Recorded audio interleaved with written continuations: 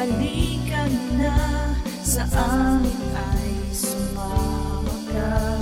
Ngiti at sayang aming ambag. Tara na't manood kay Isang Love. Oh, hi Team Liosat! Hello mga bro! Medyo sobrang busy ko nito mga nakaraang araw kaya hindi na ako nakapag-edit ng vlog. Medyo nabibisi lang po yung pulubing CEO ninyo sa benta-benta niya. Salamat po pala palagi sa mga nanonood ng vlogs namin. Lalo na po sa mga nagtitake ng time at nag-i-effort na mag-comment. Binabasa ko po lahat ng comments ninyo. And meron na naman po pala tayong bagong viewer na naka-misinterpret sa akin. Hindi ko alam kung Pilipino siya or ibang lahi. Kasi nung nabasa ko yung comment niya, medyo natawa ko. Bakit ko daw po kasi tinatawag na mga bruha ang viewers ko? Tawang-tawa ako kasi ang lalim ng Tagalog niya. Kailangan daw talagang sibakin at sunugin ang dila ko. Gumamit siguro siya ng Google Translate kaya ganun. But anyway, sa mga matatagal na po ng viewers ng channel ko, alam na po siguro ninyo kung bakit bru or bruha ang tawag ko sa inyo. Before kasi mga bashers ko lang yung tinatawag ko na bruha. Tapos patulera kasi ako, kaya bruha na rin ako. Kaya bruha na rin kayo para damay-damay na to. Pero sa totoo lang, yung mga matatagal kong viewers dyan, para sa kanila, hindi masamang tawagin ko sila na bruha or bru. Para po kasi sa akin, lambing na yan, lalo na sa mga matatagal kong viewers. Words of endearment, kung baga. Kasi para sa akin, yung mga matatagal na viewers ko, para ko na rin silang mga kaibigan. And one day, someday, may chance na magmi-meet tayo mga bro and hindi na kayo ma-awkward sa akin. And yung meet up natin, meet up na mga bruha. Ganun. Ba yan? Hindi naman po kasi ibig sabihin na tinatawag ko kayong bruha, wala na akong respeto sa inyo. Minsan din nasasabihan ko yung mga bata ng gunggong, pati si Papang. Pero hindi naman ibig sabihin na wala na akong respeto sa kanila. Pwede naman kasing expression ko lang talaga yun. So sa mga bago po sa channel namin, hello bro! But anyways, ipinashare ko po pala yung mga bata nung nakaraang araw. Tapos itong araw na ito, nandito naman po kami sa Hoken Center. Dito po kasi sa Japan, nagkakaroon ng 3 years old check-up. And dahil may sakit nga ako last year, hindi namin napuntahan yung 3 years old check-up ni Baby Jack Jack. Sabi kasi ng City Hall, puntahan daw namin yung 3 years old check-up ni Baby Jack Jack sa Hokenjo or sa Hoken Center bago siya maipasok sa Hoikuen. And meron din po palang nagtatanong about sa update ng treatment ko. Ito po, continue pa rin po yung paggagamot ko. Ang pagkakaintindi ko po kasi sa explanation ng doctor ko, continue lang po yung FESGO. And sa totoo lang, ayaw ko na kayong i-update kasi ayaw ko kayong mag-alala. Pero dahil may nangungumusta about sa treatment ko and about sa kalagayan ko ngayon sa sakit ko, dahan-dahan pong tumataas yung aking tumor marker. Kapag tuluyan na naman talagang tumaas yung aking tumor marker at dumami ulit yung aking cancer cells, sasabak na naman po ako sa another sets ng chemotherapy. Pero for now, medyo okay pa rin naman po tayo. Kaya ito, continue lang po yung aking treatment. Salamat po ulit sa mga nangungumusta at nagdarasal para sa akin. Sobrang na-appreciate ko po kayo. Oh, hi mga bro! Today po is Friday. Last day ng school ni Kuya Jake at saka ni Kuya Jerome kasi next week start na po ng spring vacation. Ang oras ngayon is 11:30 ng umaga. Papunta kami ni Jack Jack sa City Hall. Kasi last month di ba nag-apply tayo ng my number card ni Kuya Jerome. Pinapalitan natin kasi expired na. Tapos may letter na kasi na dumating from City Hall na okay na daw yung my number card. So today, kukunin na natin yung my number card ni Kuya Jerome. Hindi ko lang alam kung makukuha ko siya ng ako lang, nang wala si Kuya Jerome, at saka wala yung letter. Kasi hindi ko na alam yung letter saan nilagay ni Kuya Jerome eh.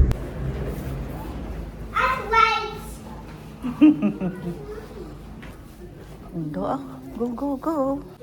Follow that yellow lane. Come on. Yellow. Yellow. Color yellow. Good job. Jack, sit down here. Yung so kulit tayo pa buhok. May Dave Ava dyan? Call mo Dave Ava. May Dave Ava dyan, Jack. Walang Dave Ava dyan. Do not touch it. Naku. Sabi niya, Mama, there's a peach. What's that? What's that, Jack? It's a Feet. wow, good job naman. Peach ba yan, mga bro? Peach daw, peach. Feet. Peach, yeah. Yung car namin. Yung chichay car namin. Oh, let's go to the car, Jack. Come on. Dyan hindi natin nakuha yung may number ni Kuya Jerome. Wait lang, my love. Hindi natin nakuha kasi ang sabi, kung hindi ko daw dala yung letter, dapat dala ko daw yung alien card or Hokensho ni Kuya Jerome. 18 na daw kasi si Kuya Jerome eh. Tapos, pwede naman daw siya ang pumunta lang dito, siya na ang magkuha. Pero alam ko magpapasama pa din yun. So mamaya pag uwi sa part-time job, samahan ko na lang siya papunta dito. Sunduin siguro siya mamaya doon sa part-time niya. Tapos masama na kami dito. Wait ka lang sandali. Jack ne, paggasolina lang si mama. Wait lang.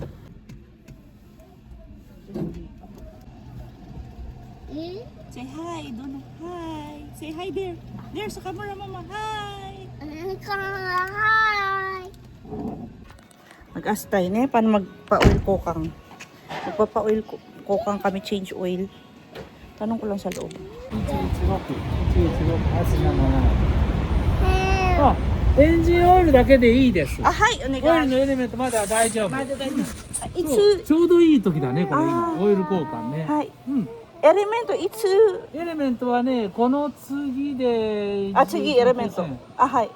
もう何月その次、あ、それはね、まだわかる。走り方に。あー、はい、わかりました。そう、だもんね、あと5000キロくらい走ったら。あ、そ5000キロ。あーそう、5000キロでオイルエレメントの交換時期なので。あ、はい。オイルは3000キロで買えるのにしとけば。あ、いつも変えていただいてるみたいだもんあで。はい。うん。今日はオイルだけ。そうはい。だけでいいとお思います。願いします。いいですか。はい、お願いします。じゃあちょっとやりますね。はい。とりあえず量を見てみますね。うわ。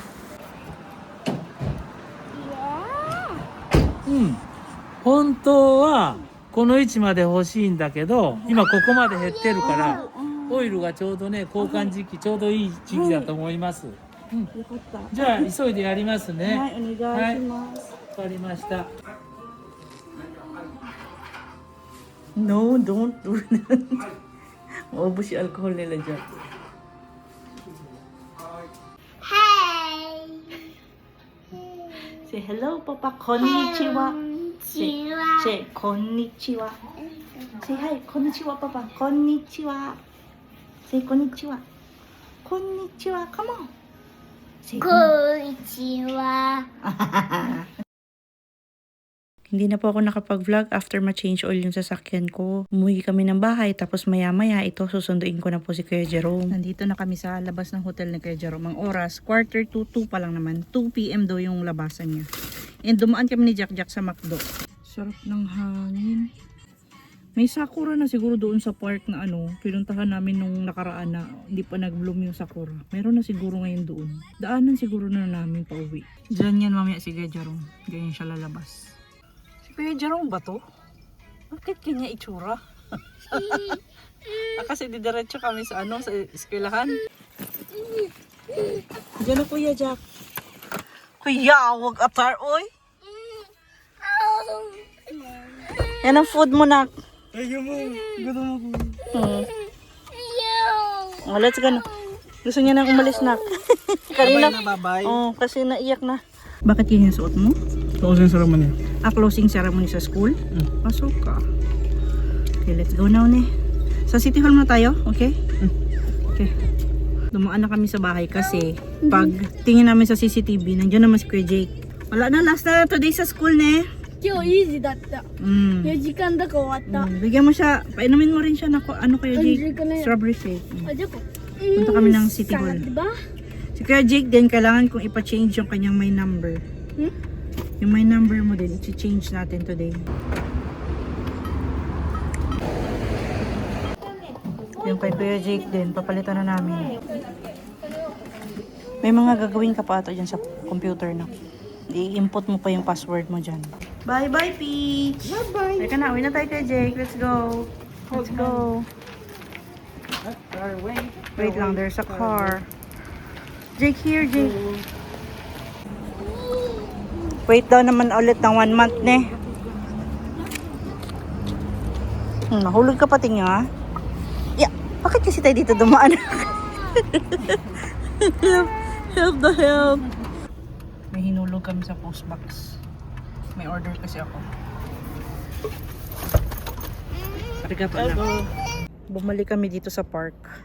Ang bilis lang, last week. Ito pa lang yung may namunga dito last week eh. Tapos ngayon wala na, puro na siya green. Ang bilis lang. Yan, full bloom na. May sakura na. Ibig sabihin, malapit na birthday ko. Kuya Jake, come on Kuya Jake. Doon tayo sa marami. Marami doon oh. Nasa banyo pa si Kuya Jerome, pinapaihi si Jack Jack. Nawa na daw siya magwiwi. We go to the flower, Jack. We go to the flower. There, oh. There. You go there. Come on. There's a flower. The tree. Merong flower ang tree. Look, Jack. Look. Look, Jack, oh. Ang bilis lang, oh. Full bloom na agad sila. May green na nga eh. May dahon na.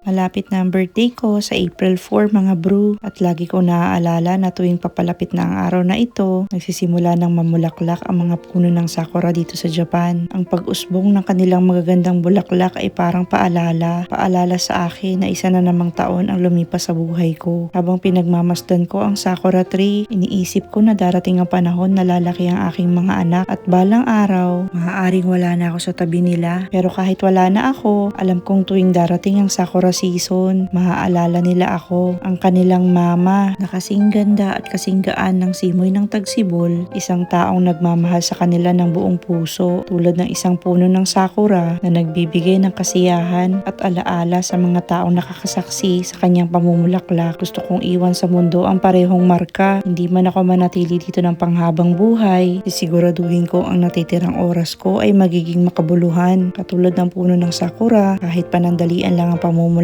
ang kanyang kagandahan ay nag-iiwan ng hindi malilimutang alaala. At ganoon din naman ako, gusto kong mabuhay ng buong buo, mahalin ang aking pamilya at gawing makulay at makabuluhan ang bawat sandali na kasama ko sila. Ano ba yan mga bro, nayak na naman ako.